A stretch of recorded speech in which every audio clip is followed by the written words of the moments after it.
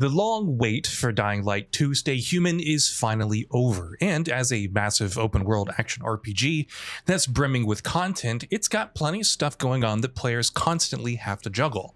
While fans of the first game will feel pretty comfortable right off the bat, that might not entirely be the case if you're new to the series.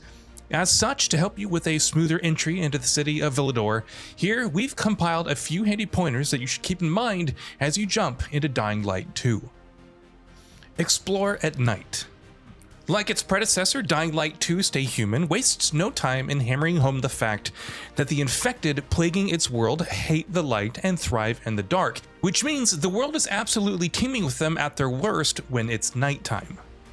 Also, like the first game though, heading out at nighttime is a risk worth taking, because this is often when you find the best gear and rewards for activities or access to areas or quests that can only be entered at night.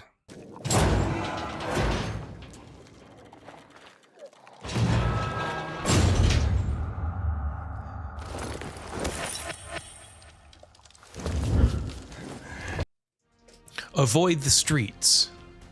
This is something else that's crucial for all newcomers to know. Dying Light 2 essentially tells you that the floor is lava. Avoid the streets as much as you can and stick to the rooftops. The streets are, more often than not, teeming with the undead regardless of the time of day, and if things go wrong, as they so often can if you're not careful, it's easy to get cornered. As such, making good of your parkour skills and staying on top of the streets is always important. Explore, scavenge, upgrade. Dying Light 2 leverages both its post-apocalyptic setting and the fact that it's an RPG to really double down on the importance of crafting, and given how essential crafting and upgrading often tends to be in the game, having the requisite resources on you is crucial. There's a lot of stuff littered around the world of Dying Light 2, so make sure you keep exploring environments and thoroughly scavenging every room you enter. Survivor Sense.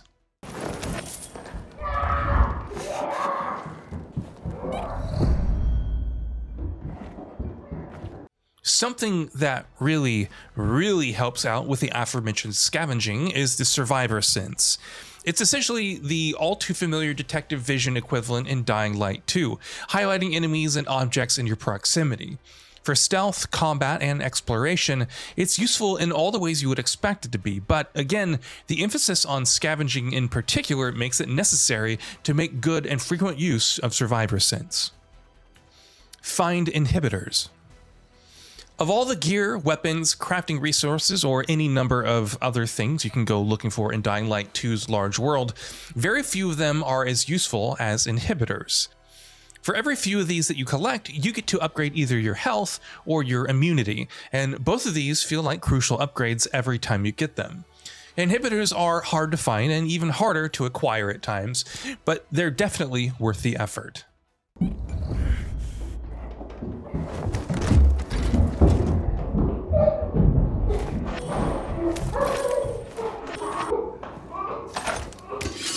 Immunity. Speaking of immunity, this is one of several major new mechanics introduced in Dying Light 2. Aiden, the game's protagonist, is infected as well, which means if he stays in the dark for too long, he'll turn and die, which makes nighttime exploration and traversing interior environments quite tricky. Getting to light sources or consuming items that boost your immunity is key then. Anytime you're in the dark, keep an eye on the timer that begins counting down as soon as you leave the light, and make sure you always have immunity boosting items on you. Skills to unlock first. Dying Light 2 Stay Human is a little stingy with its skill tree, what with several unlocks being surprisingly basic moves that you'd expect to see in the game's base moveset. As such, unlocking a few of these skills before all the others feels almost like a necessity. Things such as sliding, wall running, and dashing might not seem worth the skill points you'll be forced to spend on them, but it's better to add this stuff to your arsenal as quickly as possible. Other useful skills.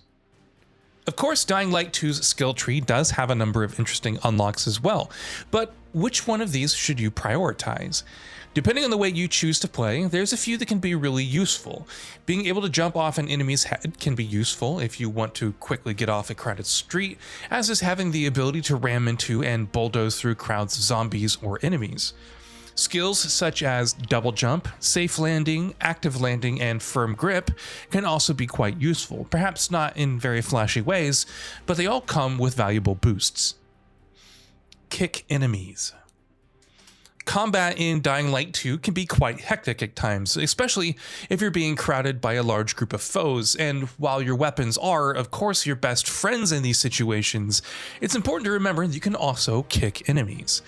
That can be useful in various situations. You can kick an enemy into someone behind them, you can kick someone off a roof, and of course, kicking people away to give yourself some room in case you're ever being cornered is also a good strategy. Weapon durability. Pretty much everything is falling apart in the harsh post-apocalypse of Dying Light 2, so it makes sense that weapons in the game come with durability meters as well. This should go without saying, but always keep an eye on how much durability your weapons have left. If you're fighting low-level grunts, switch to one of your less powerful weapons. While modding weapons can yield additional durability, not every weapon has mod slots, while those that do can only be modded for a limited number of times, which is something else to keep in mind, especially for weapons that you're particularly fond of. So what are your thoughts on this? Go ahead and share them in the comments below, and if you liked the video, please subscribe to the channel and enable all notifications by clicking the bell icon to get new video updates. We upload every day and would really appreciate your support. Thanks for watching.